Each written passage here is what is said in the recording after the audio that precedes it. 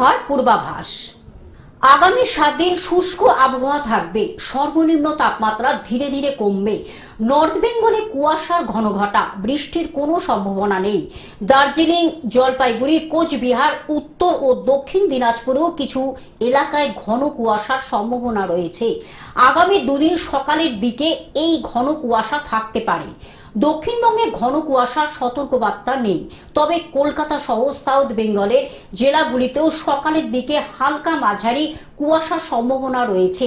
সর্বনিম্ন তাপমাত্রা উত্তর ও দক্ষিণবঙ্গের বেশ কিছু জেলাতে স্বাভাবিকের থেকে 1 থেকে 2 ডিগ্রি সেলসিয়াস নিচে রয়েছে।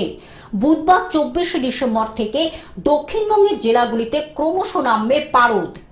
সর্বনিম্ন তাপমাত্রা 2 থেকে 3 ডিগ্রি সেলসিয়াস নামতে পারবে বলে অনুমান। Bureau report, globe news. এখন থেকে গ্লোব টিভি দেখুন আপনার স্মার্টফোনেও। গুগল প্লে স্টোর অথবা অ্যাপল স্টোর থেকে ডাউনলোড করুন গ্লোব টিভি লাইভ অ্যাপ। এছাড়া জিও টিভি অ্যাপ থেকে দেখুন গ্লোব টিভি লাইভ।